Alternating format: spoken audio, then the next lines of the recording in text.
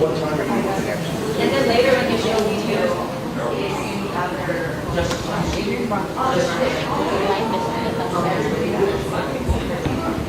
Yeah, I mean, I think I can do it, but I would have to probably conference and find a quiet place to do that.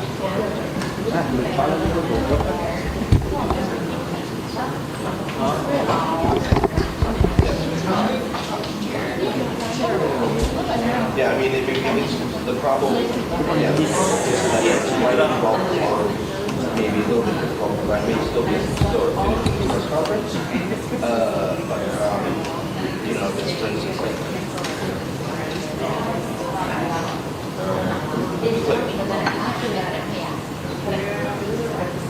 yeah, maybe sort of. Okay. Okay, that's fine. Yeah. Yes, of course. Yeah, fine.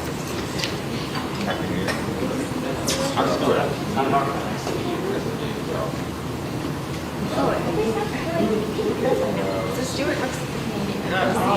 Yeah. And our village, with their team, helps us with everything. Right. So you're at the embassy? Yes. Okay. What's the head password? Yeah. With the technical very nice buckets, Stuart. Thank you.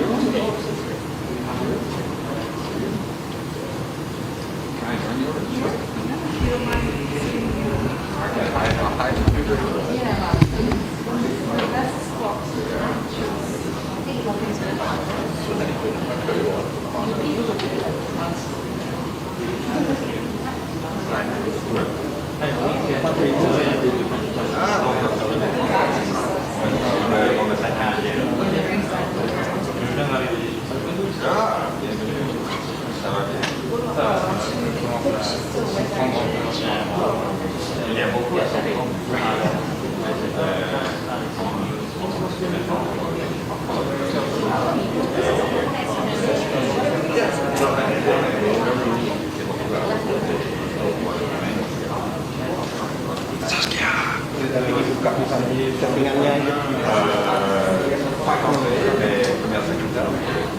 Kan biasanya di sini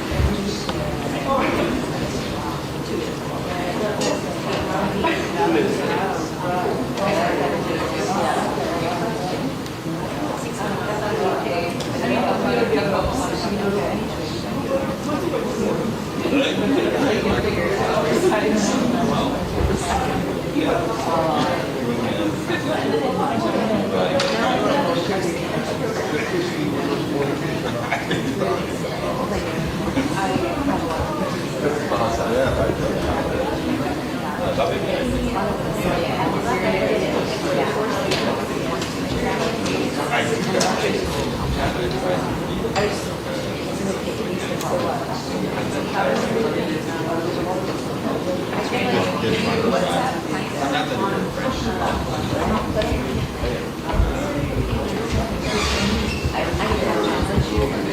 I'm very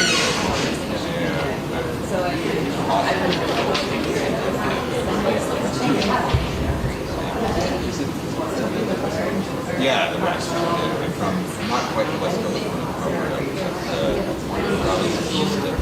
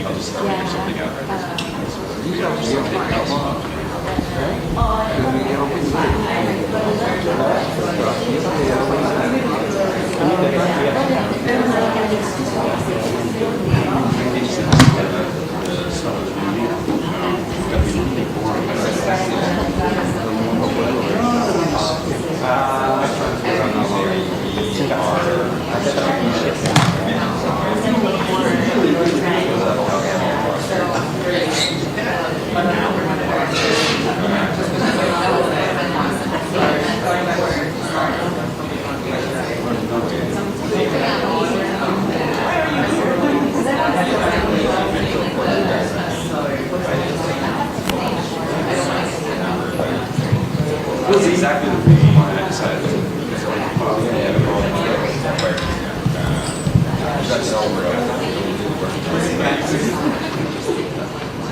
I think actually,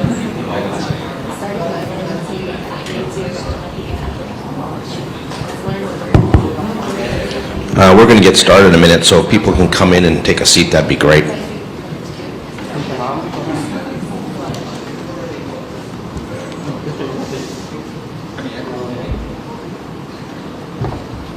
There's still plenty of seats right up front here, if people are interested in coming in.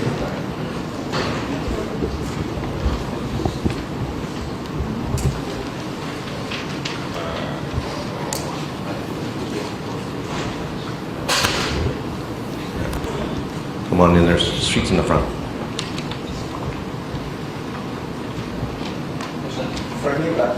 There are many seats on the front.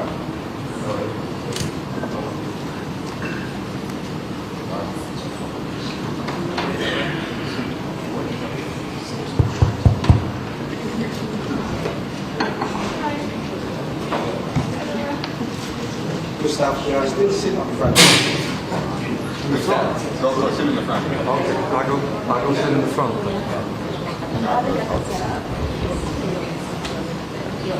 Yeah, please come on in. Front row is the best seat. Okay.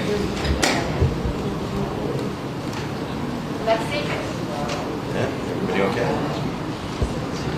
Translators are ready to go? All right. Okay.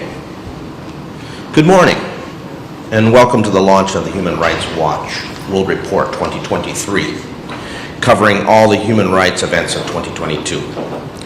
It's a pleasure to be with you all here in Jakarta, and I want to thank you for coming today. Before we get started, let me say that for those here in the room, we have English and Bahasa Indonesia translation available, and you'll need a headset that you should have received when you arrived. If you don't have one and need one, please contact one of the staff in the back of the room.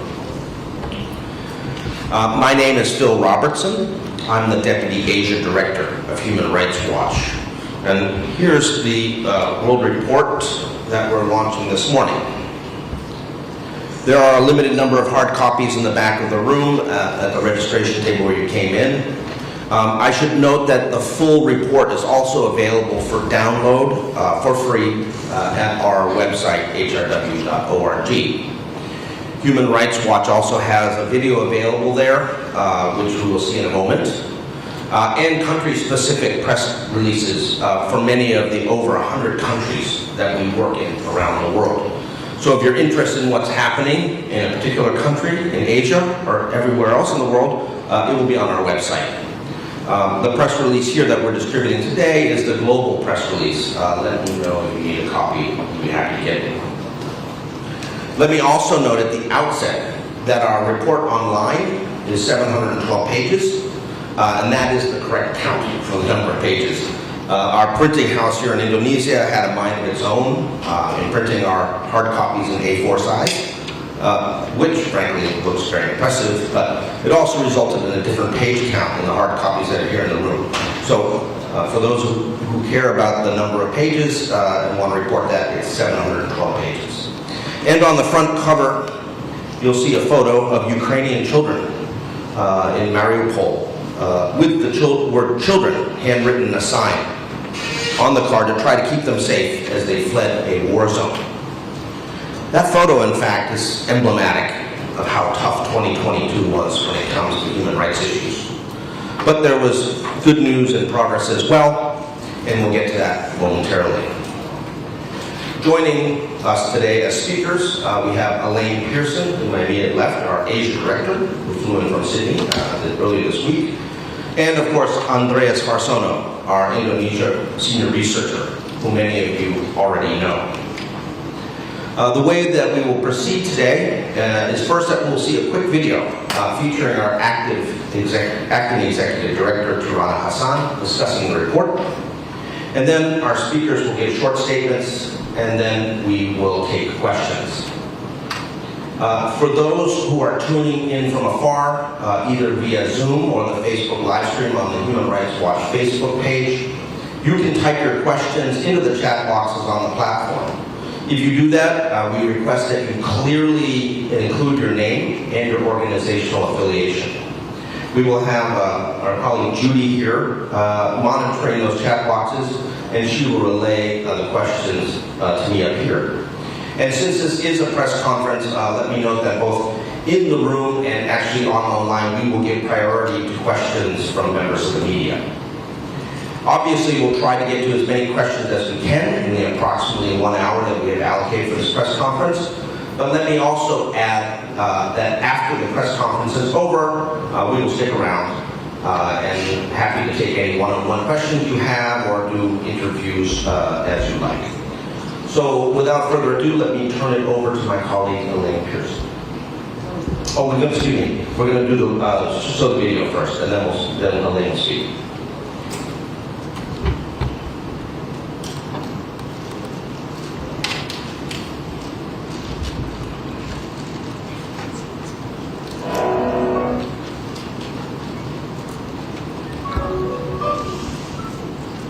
Dari Ethiopia ke Ukraina ke Tiongkok. Skala dari berbagai krisis ini membuat kita memerlukan model baru dalam perjuangan hak asasi manusia. Mengabaikan perlawanan hak dasar berdampak pada ongkos yang berat. Kita tak boleh meramaikan dampak tertentu. Di dunia di mana kekuasaan bergeser, ada kesempatan buat suara-suara dan koalisi-koalisi baru buat didengar. Negara-negara Pulau di Pasifik menuntut lebih dari negara urutan. Di Amerika Selatan, Colombia, Argentina dan Meksiko mengambil langkah penting dalam hak aborsi. Sementara di Amerika Serikat, ia makin dipanasi. Sesudah invasi Rusia terhadap Ukraina, International Criminal Court dan PBB segera lakukan investigasi terhadap kejahatan perang dan berbagai pelanggaran hak dasar lain. Rusia dikeluarkan dari Dewan Hak Asasi Manusia PBB. Sebuah koalisi pemerintah menerapkan sanksi yang ketat guna halangi Rusia mendanai perangannya. Di Iran, wakil menuntut perubahan dari pemerintah yang senantiasa mengingkari hak dasar dan salah mengatur ekonomi. Suara-suara mereka punya kekuatan, namun perlu dudukan dari negara-negara dan lembaga-lembaga lain agar mereka yang terlibat dimintai pertanggungjawaban. Dalam dunia yang makin terang, kita perlu bekerja bersama-sama bikin perubahan. Semua negara tidak hanya punya kesempatan, tapi juga tanggungjawab buat melindungi hak asasi manusia.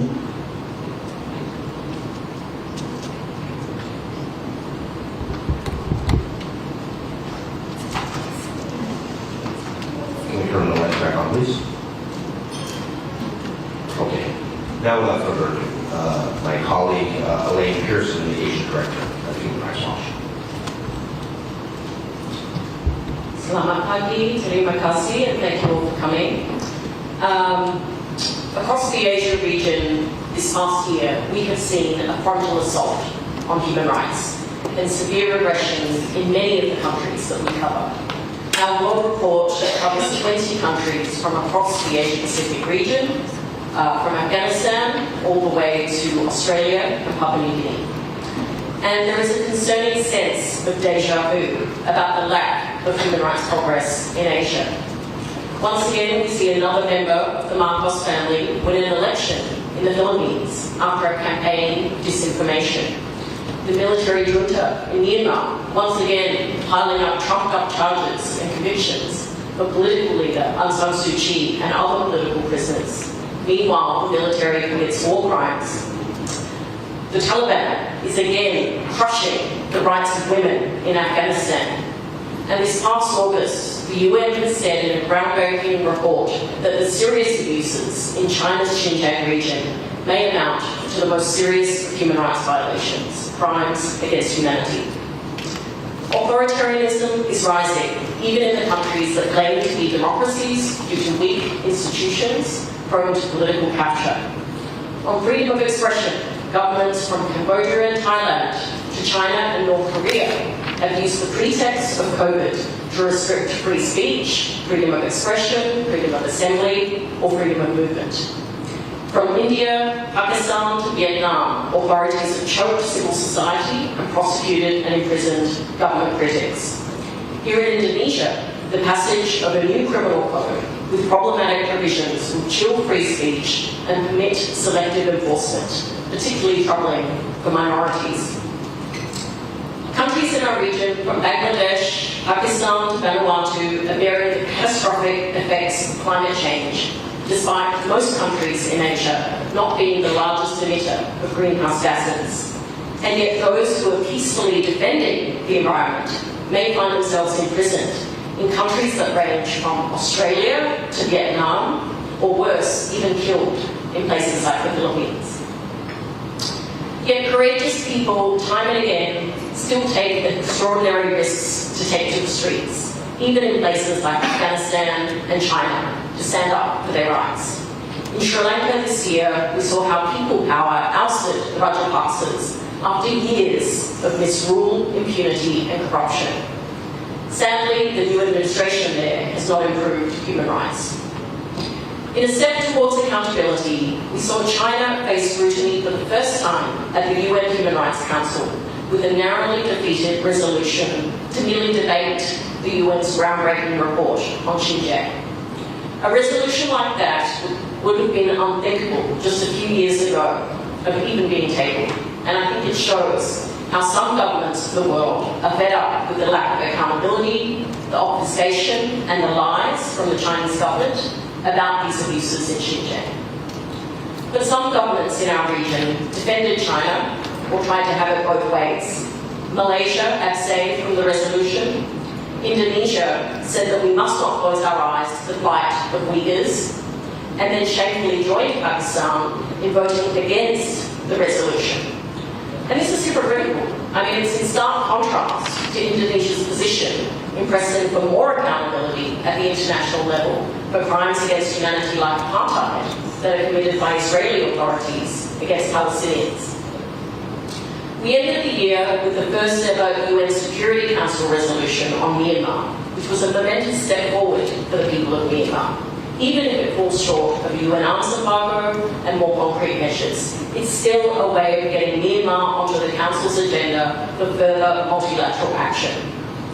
So while I can't cover all of the country situations in our region in this press conference today, I will just say a few words about some of the most troubling developments over the past year before turning to Indonesia's foreign policy and why we are holding this press conference here in Jakarta. So firstly, in China, I've said a few words already about the situation in Xinjiang, but we've also seen President Xi Jinping consolidate power with an unprecedented third term. A lone brave protester unfurled a banner on a bridge calling for an end to Xi's rule. And that set off a chain of protests by Chinese and Hong Kong students outside the country. We saw abusive lockdowns in China against hundreds of millions of people, which impacted their access to food, to medicine, to other necessities, and it led to extraordinary protests inside the country, despite the risk of near certain punishment. And in Hong Kong, the dismantling of democracy continued, as journalists and activists were convicted of sedition and violating the national security law. In one of the most absurd Orwellian cases this year, 5 authors, who are in fact speech therapists, were sent to prison for sedition. Their crime? Publishing children's books about sheep trying to hold back wolves from their village, an allegory about Hong Kong and the Beijing government. As discomfort grows with China's repression and the retaliatory trade practices, many Western governments have sought to diversify their trade markets away from China and have particularly been on a charm offensive with the Indian government. But they should not overlook Our India, under Prime Minister Modi, has also seen many similar abuses. The systematic discrimination against religious minorities, especially Muslims, the stifling of peaceful dissent, the use of technology to suppress free expression and tighten its grip on power. In Afghanistan, the Taliban unfortunately have been more interested in persecuting women and jailing journalists than in addressing Afghanistan's severe economic and humanitarian crisis. It's no longer possible in Afghanistan for girls to go to school past grade 6. Women are now even banned from working for NGOs. They were already banned from most government jobs, including teaching. And this will make it even harder for most urgent humanitarian assistance to be delivered.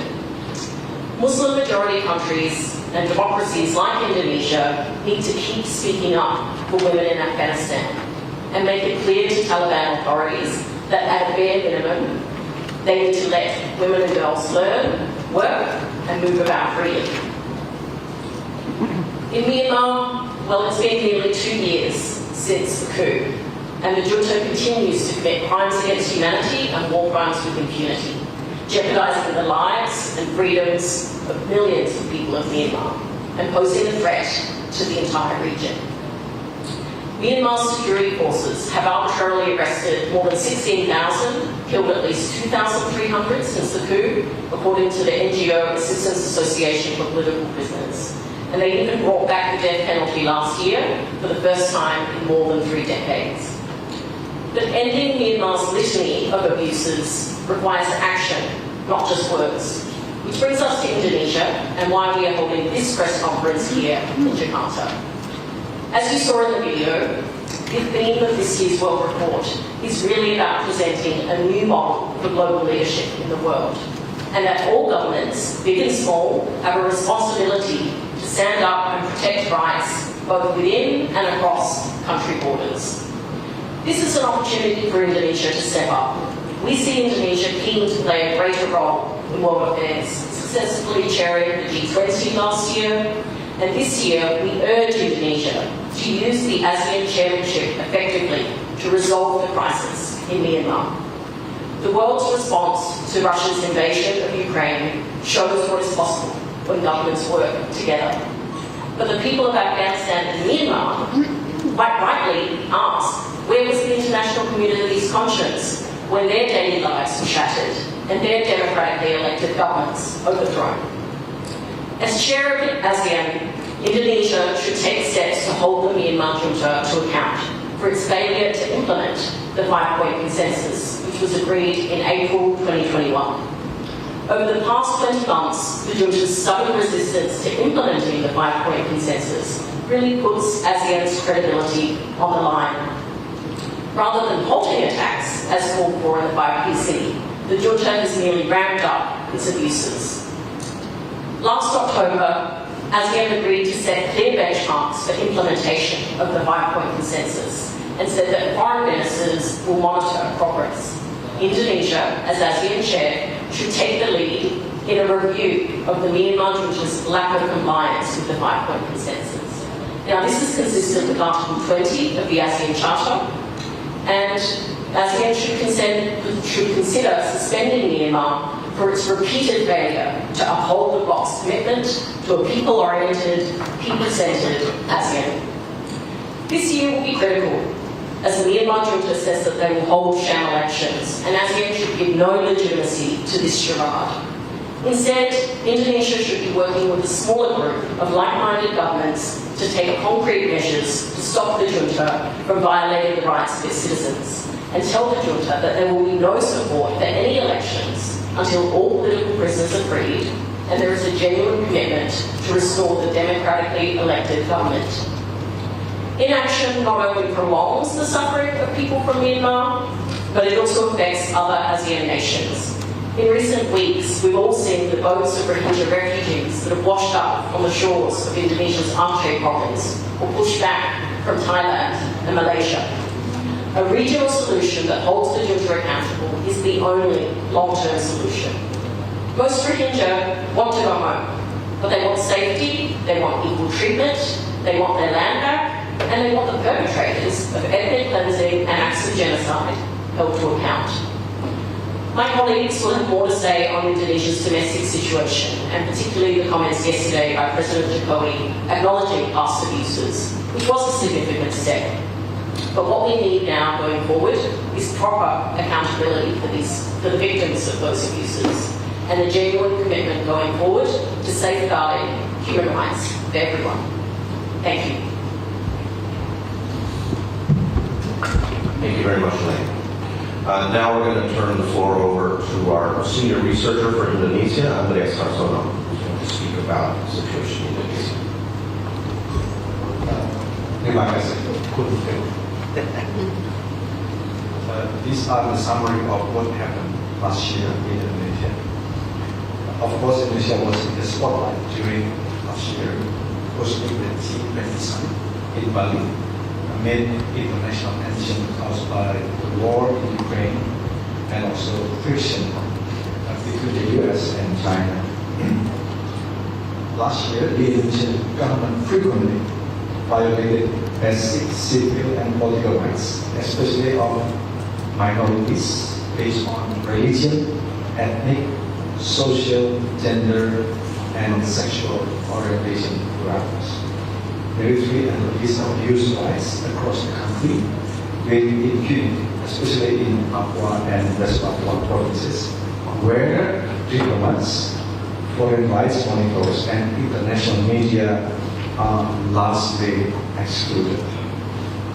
Last month, the Indonesian Parliament passed a new criminal code containing provisions that seriously violate international human rights law and standards. Articles in the new law violate the rights of women, religious minorities, and lesbian, gay, bisexual, and transgender people, and undermine rights to freedom of speech and association, including, of course, press freedom. The law making consensual sex outside of marriage a criminal offense is a full-scale assault against the right to privacy, permitting intrusion into the most intimate decision of individual and families.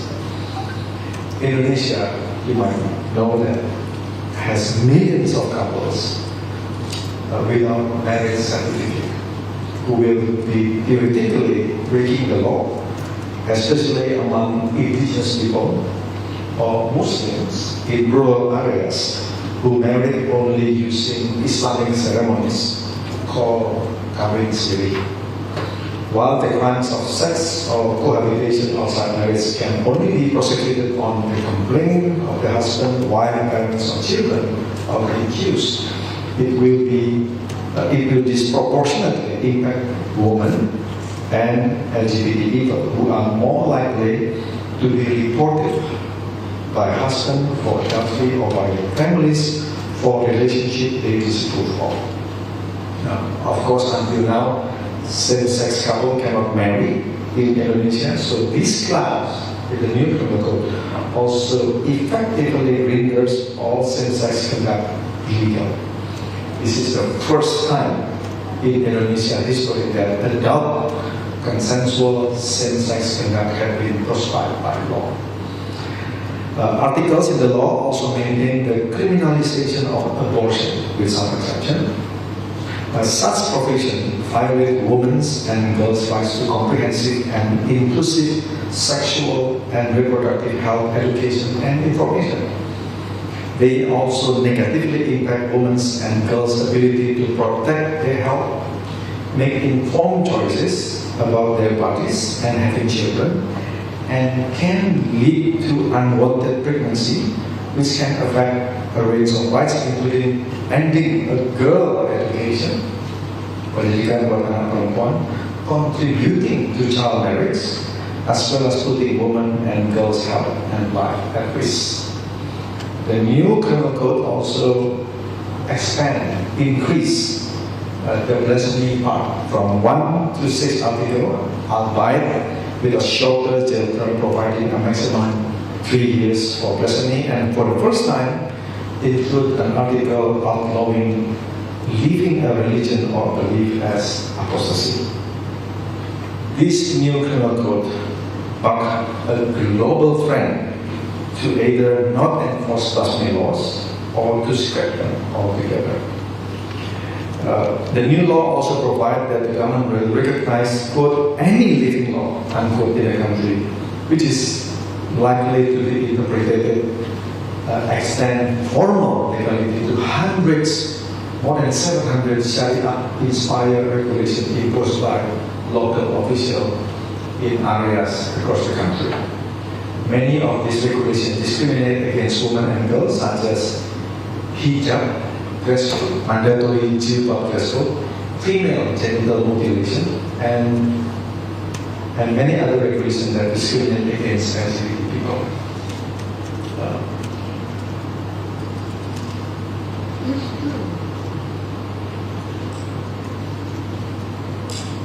The report also revealed that the Indonesian government is failing to protect the rights of communities living on mere land allotted to companies' commercial agriculture, mostly. Human Rights Watch documented the upheaval brought on affected communities by long-running conflict between companies and rural communities, and the Indonesian government failure to protect the rights of these communities, mostly on the outer island, and ensure they have access to land to sustain their livelihood. Papua is still a problem. It is still restricted for international monitors. There was a rarely used human rights file against a surgeon over the killing of 4 indigenous Papuan teenagers last year, but that particular surgeon was acquitted. Expressing views in support of Papuan self-determination continues to be severely restricted and punished in West Papua and other parts of Indonesia. Disability rights. Indonesia people with real or perceived psychological disabilities continue to be shackled, chained, or locked in confined spaces. This is called paso in Bahasa Indonesia, due to social stigma as well as inadequate support and mental health services in Indonesia. The UN Committee on the Rights of Persons with Disabilities expressed grave concern over the ongoing PASO practices in Indonesia. Last but not the least, Indonesia is one of the world's top 10 emitters of greenhouse gases. It is contributing to the climate crisis, taking a mounting toll on human rights around the globe. Estimated by Global Forest Watch indicate a downward trend in Forest Watch in 2021, the most recent available data. Despite the government ban on primary forest clearing since 2011, the latest data indicates Indonesia lost 203,000 hectares of primary forests by 2021. Thank you.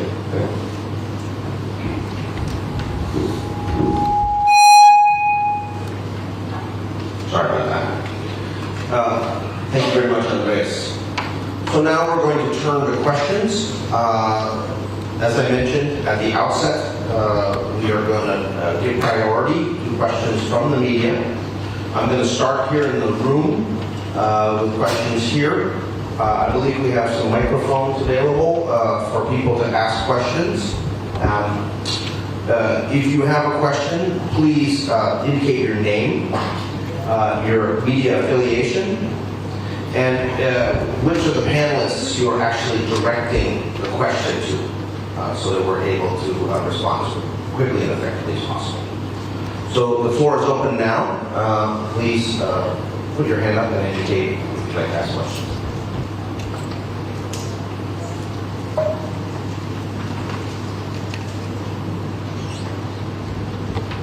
It is fine in Bahasa Indonesia also.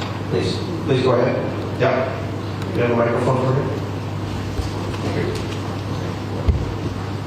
Ya, terima kasih.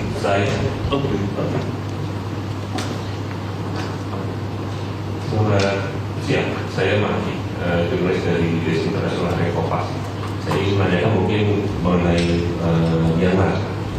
Kemarin Menteri Luar Negeri itu menyatakan dalam pernyataan pers tahunannya bahwa Indonesia akan mencoba bersikap tegas terhadap pemerintahan Myanmar dengan untuk janji pelaksanaan Paris 50 konsensus seperti itu. Tapi sejauh ini yang kami lihat sepertinya memang ada perpecahan di antara negara-negara anggota ASEAN seperti tadi Miss Elaine juga sempat menyatakan bahwa Indonesia harus bekerja dengan sejumlah perintah mungkin kecil ya, artinya yang sejarah dari Indonesia, Malaysia mungkin seperti itu, telah Brunei dan seperti itu. Tapi apakah menurut Human Rights Watch langkah-langkah itu cukup untuk untuk paling tidak mengakhiri kekuasaan militer di Myanmar? Karena menurut saya enggak. Sejauh ini tidak ada special envoy yang memang diminta khusus untuk penanganan masalah Myanmar. Jadi saya ingin minta pendapat dari Anda Stefan. Terima kasih.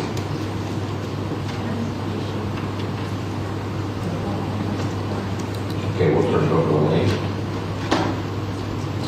Yeah, I'll start with Bill to add anything on, but yes, I mean, I think we met earlier with the Indonesian government this week, and we hope that the special envoy will be appointed without delay. There was a press conference yesterday saying that the office of the special envoy will be overseen by the foreign minister. But there's no time to waste. I mean, the 5-point consensus was agreed in April 2021, and since then the situation has only deteriorated. So this is not just up to ASEAN. I mean, I think it was real progress actually that we saw the UN Security Council adopt for the first time a new resolution. And it's not easy, as we know, to get a UN Security Council resolution when countries are able to veto it, like China and Russia. So I think that shows that amongst the international community, there is real growing concern about the failure of the existing measures to hold the junta to account. A number of Western governments have imposed concrete measures, targeted sanctions against Myanmar generals and against Myanmar-owned, military-owned enterprises. But those sanctions will only be effective if they're broader and if other governments also commit to enforcing those sanctions. So, we need more targeted sanctions. We need to cut off the supply of revenue to the junta. We also need to cut off the supply of weapons to the junta. We need a UN arms embargo. Sadly, that's not included in the resolution. But, as far as ASEAN is concerned, the principle of ASEAN centrality can't simply be an excuse for the Myanmar junta to continue to, supposedly engage with envoys and receive guests, but make zero progress on the 5-point consensus. So now is really the time for action. And so it is up to Indonesia, Malaysia, Singapore, the Philippines, the countries that have been speaking out more about this crisis, to work together and take some real concrete steps. And, Jakarta is the first stop on my visit of Southeast Asia. I will subsequently be meeting with officials in Singapore, Kuala Lumpur, and also Bangkok, because all of these countries are really key, I think, and need to take more concrete action if this crisis is going to be resolved. Bill, do you want to add? I would just add that the principle of ASEAN centrality, which has been continually brought out by the European Union, by the United States, Canada, and others, also presumes that ASEAN can reach a consensus. And right now, ASEAN is really split right down the middle. With the Mekong countries being much more aligned with the military of Myanmar versus the maritime countries led by Indonesia, which are seeking more pressure. It was very disconcerting several weeks ago to see the Minister of Foreign Affairs of Thailand invite the Minister of Foreign Affairs of Myanmar to a meeting which other foreign ministers from Laos and Cambodia and the Deputy Foreign Minister of Vietnam attended. That kind of undermines the effort to put more pressure on Myanmar and sends the wrong signal. And so I think it's very important for countries like the United States, the EU and its member states to really do a gut check with Thailand. What are you on about here in terms of the Myanmar junta and the policy towards Myanmar? Are you going to stand up for human rights? Are you going to stand up for democracy? We We have several questions online. While the folks in the audience are considering their next questions, I'm going to read some of these which have been relayed to me. The first one from the Jakarta Post, which is heading towards Andreas. Yvette Tanamal of the Jakarta Post says, I'd like to ask a question about the key international actors section of the Indonesia's report. Under the section, 3 foreign affairs instances were mentioned: Jokowi's meeting with Putin last year, ASEAN's sluggish progress of the 5-point consensus, and Indonesia's vote against discussing Xinjiang. The foreign ministry has made clear their non-aligned free and active politics. They are willing to negotiate with all parties and reluctant to discuss issues they perceive to be political in nature, and that this is a reflection of that. How do you respond? How do geopolitics, rivalries, tensions complicate the collective effort to tackle human rights abuses?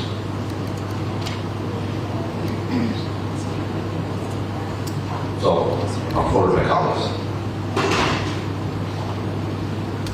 Regarding Indonesia's vote on China, that finally rejected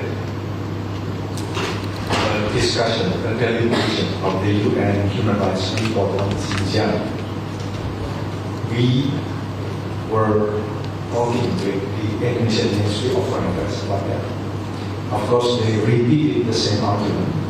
First is that it was a politicization, especially by the US. They also responded that they have consulted Islamic organization inside Indonesia, especially the Nahdlatul Ulama and Muhammadiyah, on deciding about voting against the deliberation of the UN report. We raised our concern with the Ministry of Foreign Affairs in Jakarta. We met them on Tuesday. We told them, look, there are also Muslim majority countries that voted for the deliberation, including Turkey, Albania, and some other OIC members, Organization of Islamic Countries, including Malaysia. They at least abstained. But Indonesia, Pakistan, Saudi Arabia rejected that deliberation. We, just like what Elaine mentioned, but the vote was pretty narrow, and it was the first time ever that China was being debated with that narrow margin of rejection. Yeah, I'm happy to add a little bit to that. I mean, it is unfortunate to see, I think, the politicization of these issues. And I think one way to get around that politicization is to simply have a discussion at the UN Human Rights Council, which is the forum to discuss the most severe and most egregious human rights violations. And that's all the resolution was about. It was merely to table a debate and a discussion about the UN report. It wasn't to endorse the report in any way. And that is why I think it's just so disappointing that Indonesia voted against that resolution. I mean, if Indonesia has, a non-aligned foreign policy, then I think abstention would have been something that we certainly would have expected from Indonesia, and which was the response we saw from Malaysia. That said, I really think that, failing to use the avenues of accountability that are there at the UN, like the Human Rights Council, to address these abuses will not help actually with the politicization of these issues. So if we really want to see progress, then we need to see it through forums like the UN Human Rights Council, where the members are voted on to the Council. And I think, we really want to see Indonesia, adopting a principled, consistent position when it comes to human rights. And so not only standing up, for the rights of Palestinians, or sometimes for the rights of the people of Myanmar in their support for the work on the Rohingya, but also, where crimes against humanity are being committed by more powerful actors and more powerful governments like the Chinese government. Thank you. Any more questions in the room? Seeing none, I've got another question from online. This is connected. This is from YT Mak of Radio France International, reporting from Hong Kong. They asked, may I know, it seems that China is leading countries from Asia and Africa, which human rights has been suppressed, to stand against the West. Do you agree with this observation? And if so, how would it affect the human rights situation in China, Hong Kong, as well as the world? And two, do you see a slowdown of the suppression of human rights in Hong Kong, since the leader both of China and Hong Kong stressed more on maintaining the international status of Hong Kong? Yeah, I'm happy to take that question. Thank you for the question. I mean, yes, I think we are seeing a more assertive and aggressive foreign policy from China. China is, spreading foreign investment across many countries in Asia and Africa and the Pacific. That foreign investment is greatly welcomed by many of these governments. But China, in return, is also, expecting, some form of loyalty in terms of, votes of the Human Rights Council, silence on the human rights violations that are taking place inside China. And that clearly, isn't acceptable. We see many governments, still willing to criticise other powerful countries from whom they receive foreign investment and have significant trade ties. But when it comes to China, precisely because of the Chinese government's unwillingness to accept any external criticism for its policies, the situation is quite different. But I think what we have seen at the international level is actually this growing coalition of governments that are now willing to speak up about the lack of accountability for abuses in Xinjiang. So the first time that there was a joint statement at the Human Rights Council on China, no government would actually read that statement. And it was only a dozen governments, mainly all Western governments.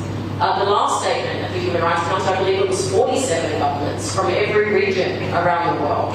So, I think the opposition and the concern about the lack of engagement and accountability of these issues is really growing. And I think that this is where we want to see broader-based coalitions, because I think that is where it will be most effective in holding the Chinese government to account for its abuses. Just having a look at the second part of the question. Do you see a slowdown in suppression of human rights in Hong Kong? Well, no. I think what we've seen is because of the impact of the national security law, we've seen convictions of journalists, of high-profile leaders and activists, people like Jimmy Lai, which has had a really chilling effect, frankly, on free speech and freedom of expression in Hong Kong. And so it's really, neutered the democratic movement in Hong Kong. And that is really a concern. I mentioned one of the cases that, I think really just demonstrates the complete absurdity and complete intolerance of criticism. But, I think also what has happened in Hong Kong has really led to, an unusual sort of coalition of young protesters across countries in Asia who have expressed solidarity. They're known informally as the Milk Tea Alliance. But what we are seeing now is that, young protesters, whether it's in Thailand, whether it's in Myanmar or Cambodia, have also learned and gained courage and inspiration from the young protest leaders in Hong Kong. And so I think, that thirst and demand for change from young people is, probably the message of hope that I see from our World Report, because it shows that despite the immense crackdowns, despite all of the risks, that people are still yearning for change and are willing to take enormous risks in order to be a part of that change. Okay. Questions in the room? Yes, please. Can someone provide a microphone, please? Kindly introduce yourself. Hi, I'm Edna Talia from the Institute Press. So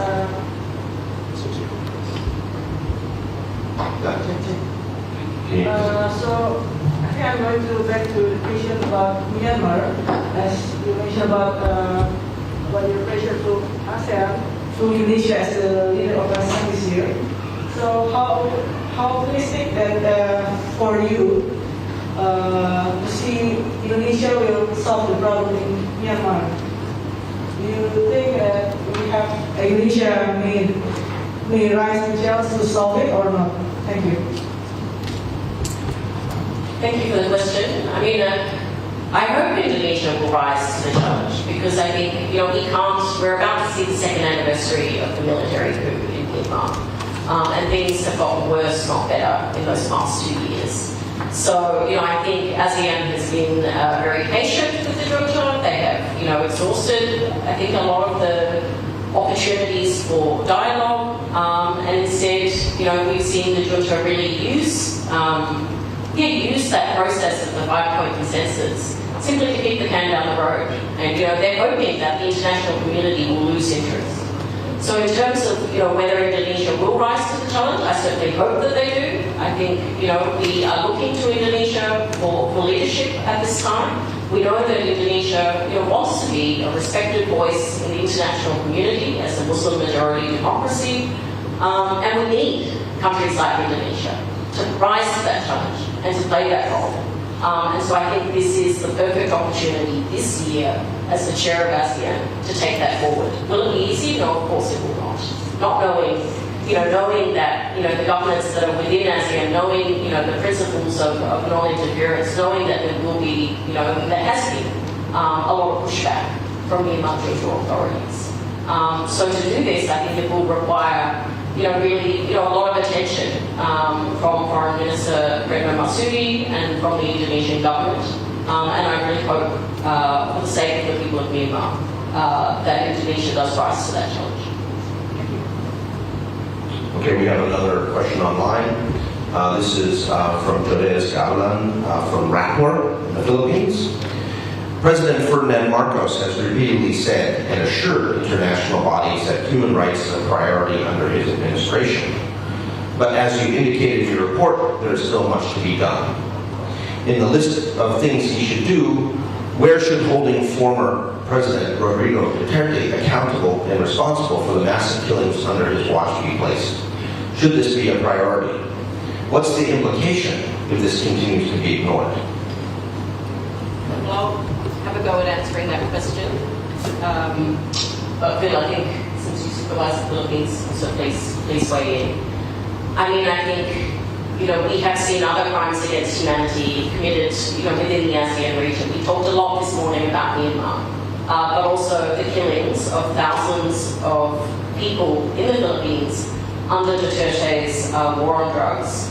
It's also a crime against humanity. And there has been no accountability for that. I mean, we know that the International Criminal Court was so concerned about this that they opened an investigation into these killings. And that investigation has been allowed to proceed, even though Duterte tried to, withdraw from the Rome Statute. We know that that is still underway. So, if the Marcos government is actually serious about addressing human rights concerns, then there needs to be accountability for all of these extrajudicial killings that have occurred in the Philippines. And so, it's not going to be easy, but, I think that this does seem to be a priority for the Marcos administration. Bill, do you want to say something? It's a huge priority for the Marcos administration. This is the biggest issue in human rights in the Philippines. And what we have seen is literally a handful of cases where a prosecution has taken place. Despite claims from the Marcos administration that they care about this, in fact, they're not really doing anything to stop it. And the actual order which initiated the war on drugs is still in operation in the Philippines. So the reality is nothing has changed. There's been a change in tone. There's been greater effort at public relations by the Marcos administration. And so far, unfortunately, that's being rewarded by the international community that seems thrilled that Marcos is not Duterte, so therefore things must be better. We insist that there have to be real changes on the ground. There has to be accountability, there have to be investigations and prosecutions, not the sort of talking about an investigation, but a real investigation where accountability is guaranteed. There are other things that the Marcos administration they could do to prove they're serious about human rights, which they haven't done. They haven't appointed serious commissioners on the Commission of Human Rights. We have one chairperson and one commissioner. The rest of the seats are all still vacant. And the people who have been appointed so far don't really have, as far as we can see, much of a track record on human rights. We hope that they will do a good job, but we haven't seen anything yet. Former Senator Leila de Lima continues to be held on bogus charges. She's now more than 5 years in pretrial detention. The case against her should be dropped. She should be released tomorrow. And if the Marcos administration was serious about reversing some of the damage done to the human rights record in the Philippines by Duterte, they would do that. But they've done nothing. And so we're very disappointed with the situation in the Philippines. We're just not seeing any of the promises that Marcos is making about human rights being fulfilled.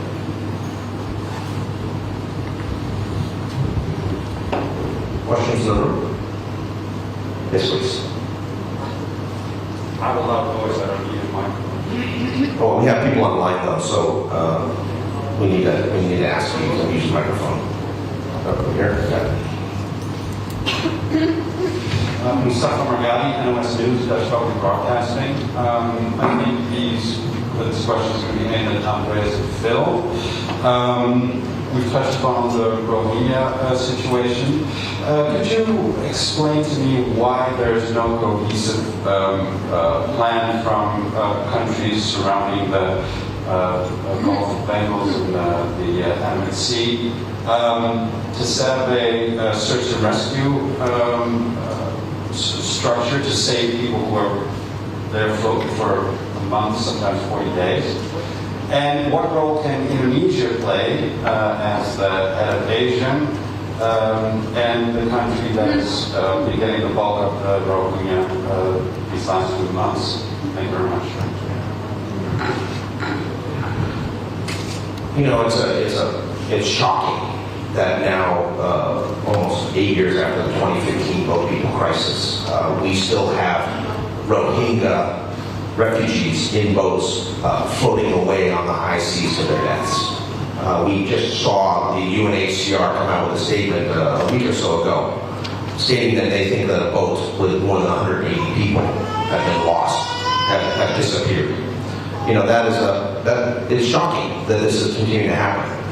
And we continue to have both frontline states like Thailand and Malaysia actively pushing off boats, sending them back out to sea. Indonesia deserves credit for being willing to bring some of these boats ashore.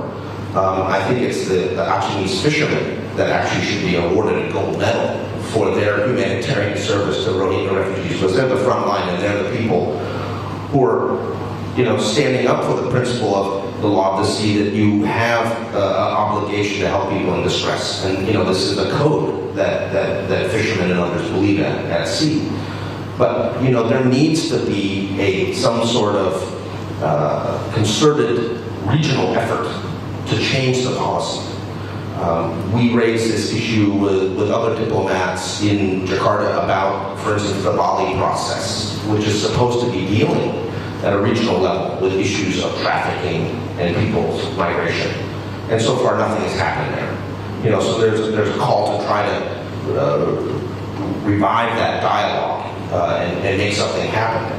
But more importantly, I think it's also critical that there has to be a recognition that these people are going to continue to come out until there's a solution for the problems that exist in Myanmar and in Bangladesh. As Elaine said very clearly, these Rohingya, they want to go home, but they want to return in dignity, with rights. They want their land back. They want to be protected. They face crimes against humanity and acts of genocide. When they were forced out of the country in 2017, they're not going to willingly go back into the clutches of the Myanmar military without some sort of protection. So they need to be protected.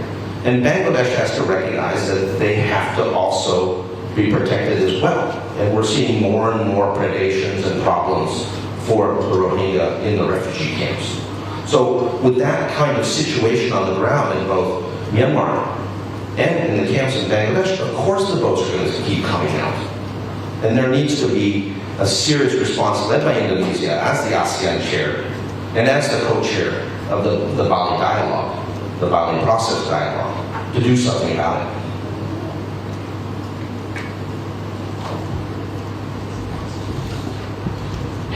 We have a question here, another one online.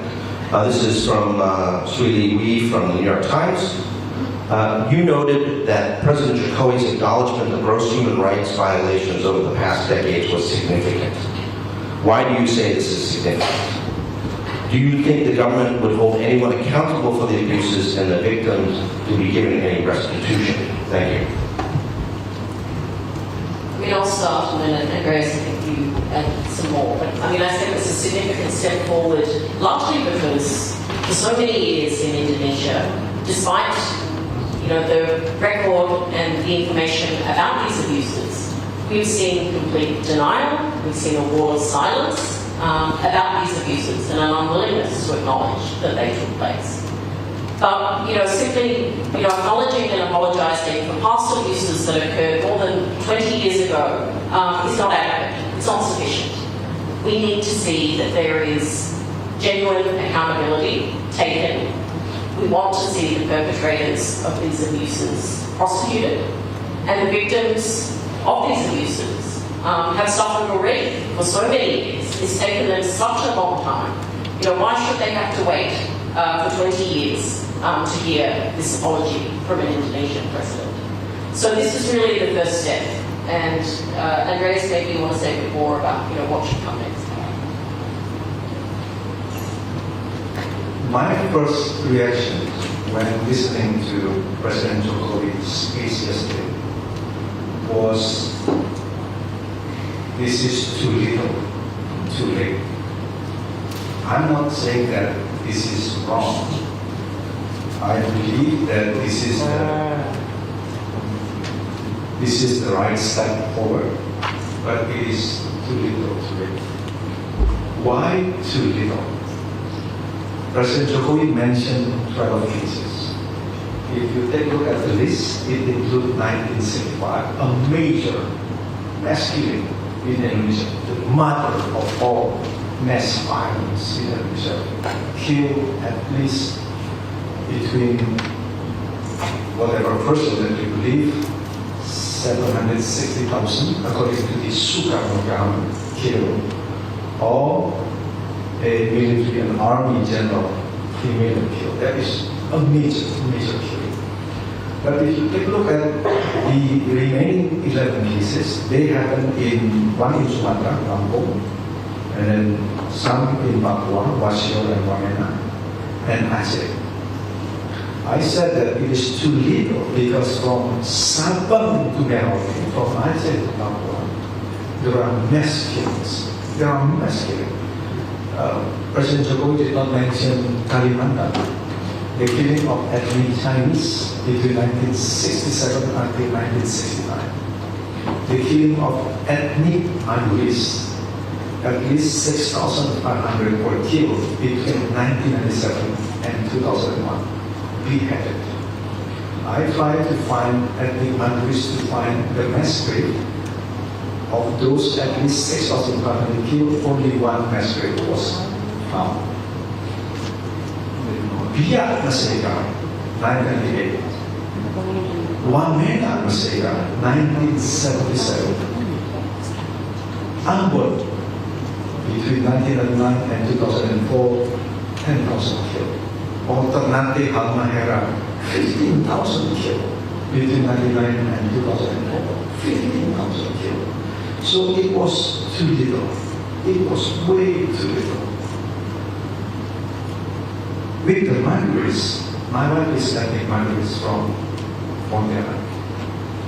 I know many of her friends, her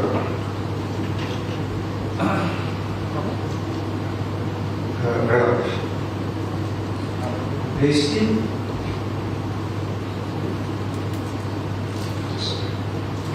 They still don't know where their fathers are, grandfathers, sons, mothers, grandmothers. Where are their children? The Maluris, ethnic Maluris, are members of the Nahdlatul Ulama Muslim group. And the Nahdlatul Ulama Muslim, they don't celebrate birthdays, but me at least. They celebrate death days, the day when their loved one died. It is called Haul in Bahasa Indonesia. You might remember every December we celebrate Abdurrahman Wahid, the late President Howell, big gathering. The Malawi's do that. They celebrate Howell. How could they celebrate that Howell the day of the death when they don't know when their mothers died? Where did she die? Where do their parents die? So this is too little. And why I said that it is too late, the killing of the Malawi's happened between 1997 until 2001. Why there is no documentation? The Asians, the Papuan, the Moluccan, the ethnic Chinese, there are no documentation. Why don't the government, years ago, decades ago, did the documentation matching the DNA test of the skeleton and the surviving family members? It is too late, too little, it is too late. I was born in 1965. I am 58 years old now, and that is the year of living dangerously. So far, NGOs only found 30-something massacres. In one particular massacre near my hometown, in Jember, there is estimated 250 were buried in that particular massacre. But the government should do more than just saying that we apologize, or not even apologize, we acknowledge the atrocities in 1964. But it is too little. It is too late. I hate just to mention President Jokowi because, of course, he is my age. He was not directly involved back in 1965. But there are many active figures, very old, still alive, and many of their descendants are still alive in power. We, as a nation, do too little and too late. President Jokowi's statement should be a wake-up call for the leaders in Indonesia, politicians, parliament members, NGO leaders, opinion leaders, including journalists. Should be a wake-up call that we haven't done enough. It was too little, it was too late. We have a number of different questions here. And one of them from John Macbeth at the Asia Times, following on that question, asked, why is the murder of Munir, why is that appeared to be missing from the list of violations?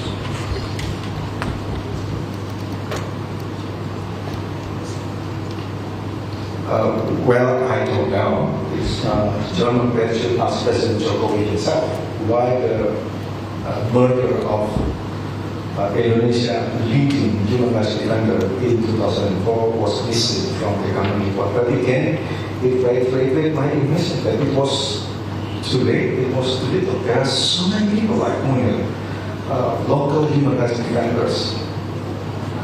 The case of poet Wijay Kubo, missing in 1998, was probably covered in the apology because he was missing in between 1997 and 1998 with many other people who disappeared.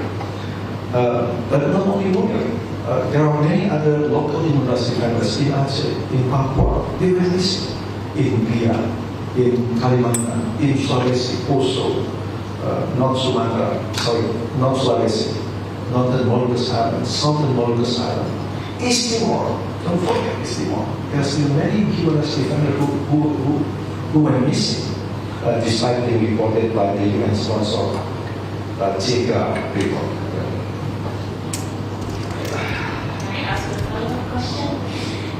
Why do you think the statement came now?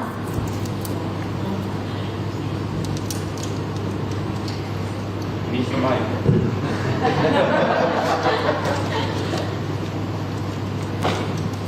I don't know. You should ask President Jokowi why it came out yesterday. I really don't know. It should be raised within the palace why the President Jokowi did the ceremony yesterday at the palace. I really don't know. Okay, we've got a number of other questions here. One from Jung Lee, Radio Free Asia Seoul Bureau, who asked, it's been nearly 3 years since North Korea closed down its borders in response to the COVID-19 pandemic. What would you say is the most worrisome aspect of the prolonged border closure? And two, South Korea, the United States, and other democratic allies cite human rights as their shared value. Do you think they're doing enough to improve and shed light on North Korea's human rights situation? And there was also an earlier question about South Korea, where there was how do you evaluate the way, this is from Jamin Anderson from Radio Free Asia, well, how do you evaluate the way South Korea and the United States deal with North Korea's human rights issues, especially since South Korea's Union administration begun, and how should South Korea and the U.S. approach North Korea to improve human rights in 2023? You want me to take that? Okay. If we look at what has happened on COVID-19 and the rights-violating aspects of the way governments have responded, North Korea is a case study of some of the worst practices. You had effective closure of the border. You had significant restrictions on freedom of movement within the country. You had an increased authoritative response to prevent people from crossing the border. And you also had restrictions on trade that created massive problems in terms of food security, medical supplies, other basic necessities for the North Korean people to live. And now that the border is starting to reopen, the situation is still very dire.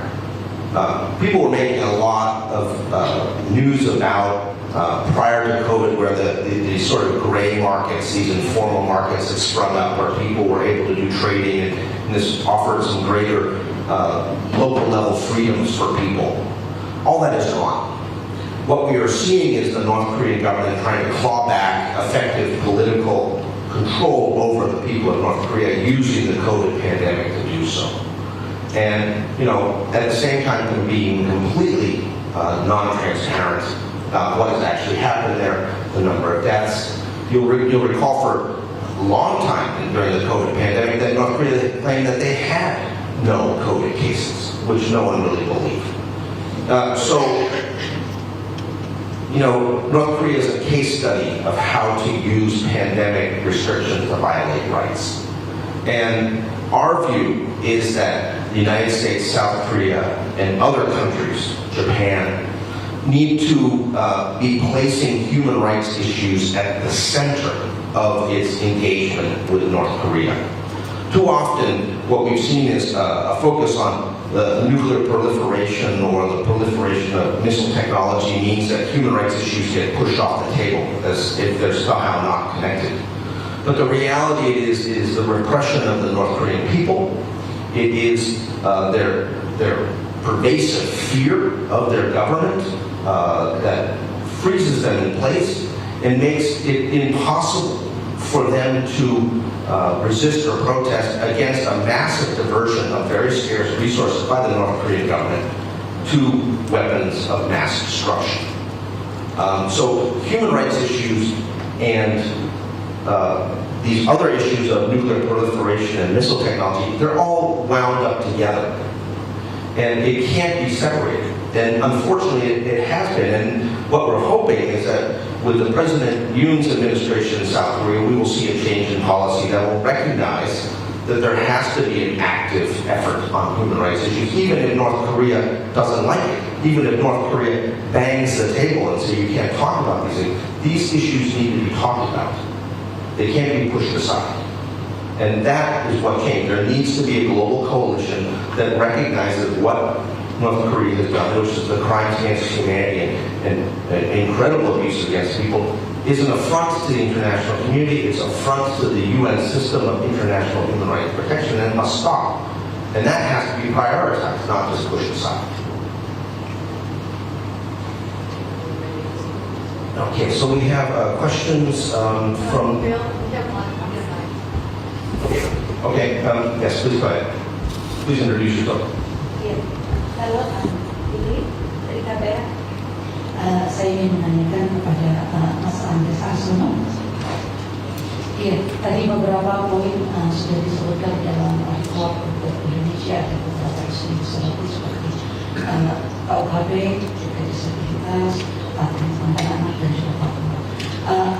Kita sudah memasuki tahun politik di 2024. Nah, ingin saya tanyakan apakah ada kekhawatiran isu-isu yang diangkat dalam report ini akan semakin memburuk dikaitkan dengan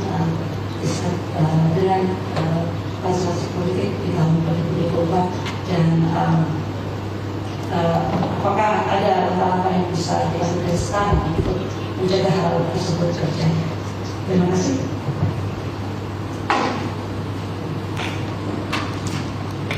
Kita ini melakukan pemilihan umum untuk mencari pemimpin baru, mungkin menggantikan pemimpin yang lama atau mungkin mempertahankan pemimpin yang lama, baik itu pada atas nasional, provinsi maupun kabupaten kota. Jadi itu tujuan demokrasi, pergantian pemimpin dengan cara yang damai.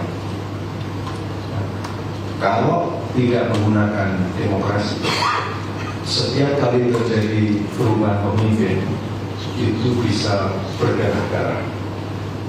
Kita tahu 65 pergantian dari Soekarno ke Soeharto 1 juta orang mati. Tahun 98 pergantian dari Soeharto ke Presiden Habibie, belakangan ke Presiden Abdurrahman Wahid 90.000 orang mati. Nah, jadi itu substansi dari pemilihan umum. Nah sekarang banyak orang di itu takut bila terjadi pemilihan umum. Kenapa? Karena memakai sentimen-sentimen agama, sentimen-sentimen suku, ya, buat menggalang suara. Saya kira itu cara yang salah. Saya kira politisi kita harus berani untuk beradu soal mereka menjadi pemimpin yang lebih baik, memperbaiki keadaan, mungkin dengan anggaran, mungkin dengan program-program dan seterusnya, agar demokrasi di Indonesia makin bermutu. Menurut saya tidak boleh, tidak perlu dilarang, tetapi tidak elok buat politisi berkampanye dengan menggunakan kebencian. Tidak elok. Saya harap tahun politik ini tidak ada satupun politikus dari Aceh sampai Papua, dari Nias sampai Rote menggunakan kebencian buat mendapatkan suara, karena itu akan merusak, mencederai demokrasi, baik itu terhadap minoritas agama, minoritas gender, minoritas seksualitas, disabilitas dan seterusnya. Tidak boleh. Saya selalu ingat sebuah kata yang bikin saya trauma. Kata itu dalam bahasa Madura artinya mate kepi, mate kepi. Jadi pada tahun 99 sampai tahun 2001, ketika banyak orang Madura dibunuh, sebagian saya kenal, mereka selalu bilang dalam bahasa Madura, artinya Mas Andreas semua mati, saudara saya semua mati. Kenapa? Karena waktu itu terjadi pergantian pemimpin dari gubernur sebelumnya dan dari gubernur berikutnya atau bupati dan wali kota.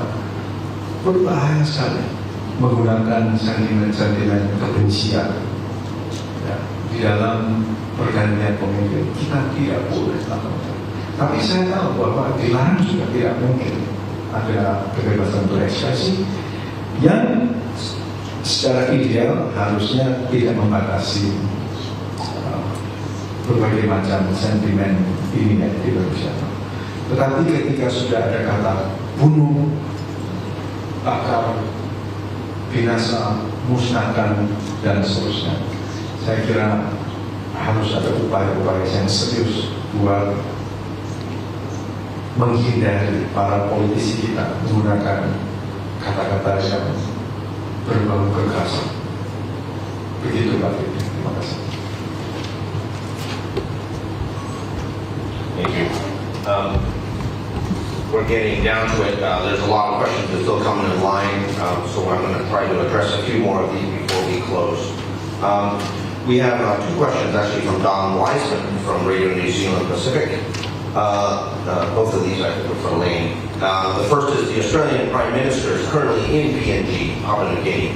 and there are no signs that he will reverse the decade-long policy of refusing to let people arriving illegally by boat from settling in Australia.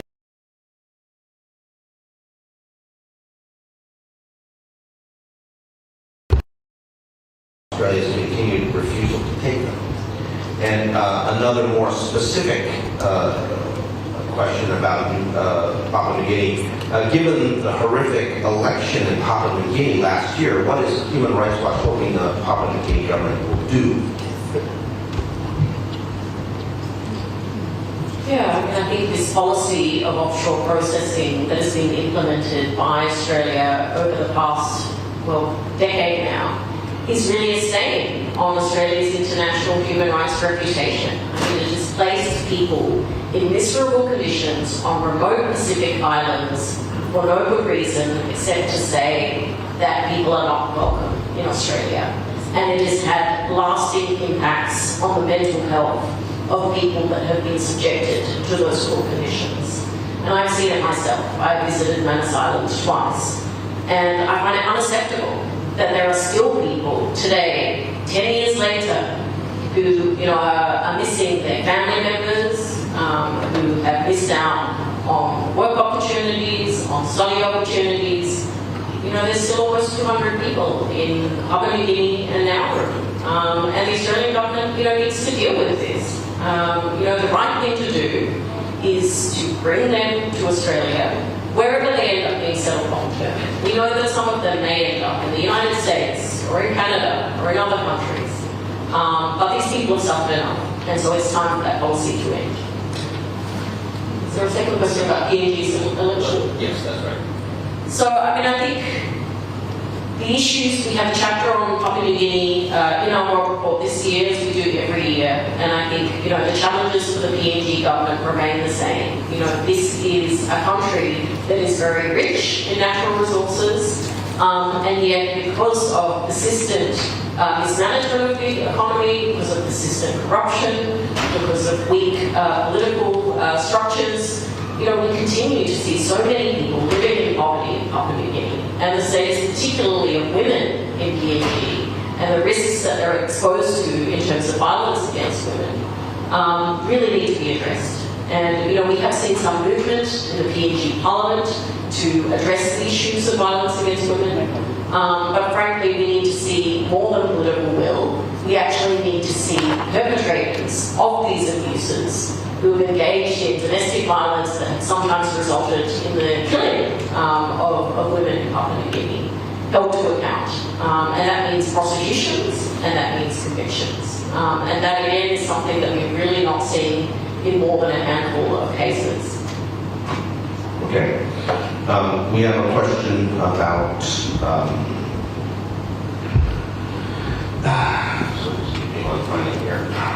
on the Philippines. There's a question that came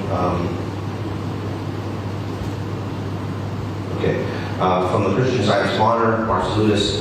The Philippines government called on senior officials to submit their courtesy resignations to prove they are not part of any criminal or drug syndicate.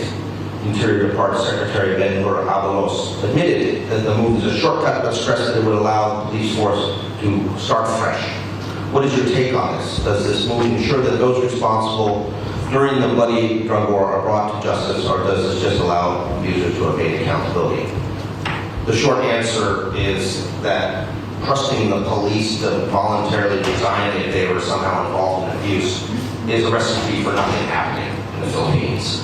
The reality is that it's a nice gesture, but something much more serious than these kind of gimmicks need to be brought forward if we're going to see accountability for drug war killings in the Philippines. And finally, I think we have one question on Tibet. Okay. Tenzin, Radio Free Asia. We know of at least 2 self-immolation cases in Tibet happened in 2022. One was Sewang Norbu, a Tibetan artist, which was in front of the Potala Palace. But we don't have any photo or video of it. China has been able to restrict and censor content in Tibet. Do you think the situation in Tibet will improve in the future? I mean, in Tibet for so many years now, I think we have seen, the severe restrictions on freedom of religion, freedom of expression, freedom of speech. I mean, what has happened in Xinjiang, in many ways, took inspiration from the actions of Chinese government authorities in Tibet. And I think it really speaks to the Chinese government's extensive mass surveillance system that there aren't photos and videos of horrendous abuses that are taking place in public places, even when someone is driven to self-immolate in a public place because of the lack of progress. So we've seen over the past year, and we talk about this in the report, that the Chinese government has really imposed deepening repression in Tibet and on Tibetans. In particular, we're concerned about a new policy expansive campaign to forcibly collect DNA samples from Tibetans. Again, something similar that they've done in Xinjiang to Uyghurs and other Turkic Muslims. So, for there to be positive change in Tibet, I think we need to see, once again, a broader coalition of governments that are prepared to challenge the Chinese government for all of its abuses, whether they're taking place in Xinjiang, in Tibet, in Hong Kong, or indeed, in other parts of mainland China. And so far, we haven't seen, enough voices speaking up from governments, from civil society around the world. But that is what is really needed if the situation in Tibet is to change. Okay, you all have hung in for quite some time for this press conference. I want to offer one last question to the audience before we close. I know there's a number of questions that were received online, and we will try to respond to those journalists directly that we were not able to have time to answer their questions. So if they want an answer, they should just send a note to us with their email, and we will get back to them, or we will arrange a time to call them back. So one last question from the audience. Is there one last question?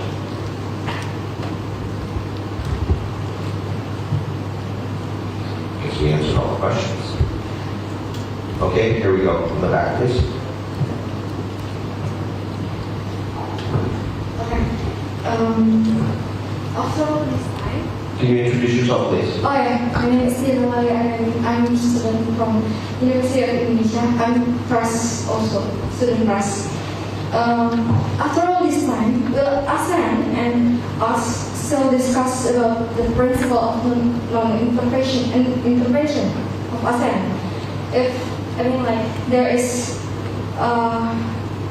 much of humanitarian crisis and we are unable to act, or at least hindered because of this principle, has there not been a dialogue about other alternative routes that can be taken to reach an agreement rather than relying only on the actions of each country and individual action?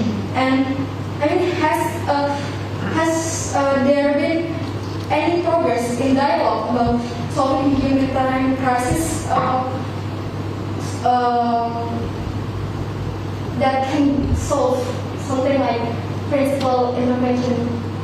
Yeah. So this is regarding Myanmar, I assume? Yeah, Okay. about that. So the question is the issue of the consensus decision-making process of ASEAN and how that affects the ability to do something on the humanitarian side in Myanmar. You want to handle that? Yeah, I think the non-interference principle is, the big stumbling block that becomes an excuse for inaction, because, the reality is the abuses that are taking place in Myanmar are not confined to Myanmar. They're also affecting numerous countries of ASEAN. So, this isn't just something about, a question of sovereignty. Will we see a change? I think the question was to ASEAN's principle of non-interference. I doubt it, looking at the makeup of who's in ASEAN. But I think the best way of getting real progress is, frankly, to work with the individual governments within ASEAN who actually are interested in taking, who are concerned and who actually are interested in addressing the situation in Myanmar. And I think that will be most effective. Do you want to answer on the humanitarians? Well, I think the issue with the humanitarian, The problem with humanitarian assistance right now as it's being constructed within ASEAN is that ASEAN wants to engage on humanitarian issues, but it's also engaging with its member state, which is Myanmar. And Myanmar itself is effectively blocking humanitarian assistance on political grounds to many people who the junta views as being opposed to it. So, you know, there's a politicization of humanitarian aid by the Myanmar military junta, which is problematic, and that has, in some ways, stymied the ability to move forward within ASEAN because, of course, ASEAN recognizes that that's a problem as well. I'm not sure how you're going to resolve this. I mean, I think this is part of the larger difficulty within ASEAN to resolve Myanmar when you have a split right down the middle between the maritime ASEAN states and the Mekong ASEAN states. You know, I mean, in some ways, because ASEAN has this consensus-based decision-making model and a model where one state can veto a decision of the bloc moving forward, ASEAN has become almost like probably the least likely entity or regional bloc to be able to solve a thorny issue like Myanmar.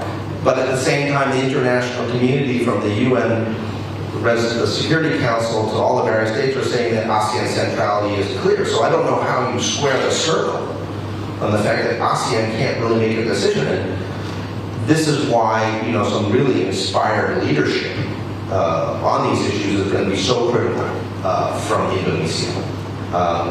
You know, there's talk about somehow let's start talking about humanitarian affairs first. The reality is it's the same issue, it's the same divisions. And so Indonesia is going to have to find the political will to make this happen. So I want to, on behalf of Human Rights Watch, thank you all for coming to attend our press conference and you know, listen to us about our very important World Report. As I mentioned, all the information, all the press releases for specific countries, the actual reports, the videos, everything is online at hrw.org. We encourage you to take a look. We will be available after the press conference for people who want to come up and talk to us or ask additional questions. And also, let me please remind you that if you have in fact used a headset, please make sure to give it back to our staff as you leave. We don't want to chase you, and we don't want to pay the deposit for the company that has rented them to us. We greatly appreciate all your support. Thank you again so much. And here's hoping that 2023 will be a better year for human rights in Asia and around the world. Thank you.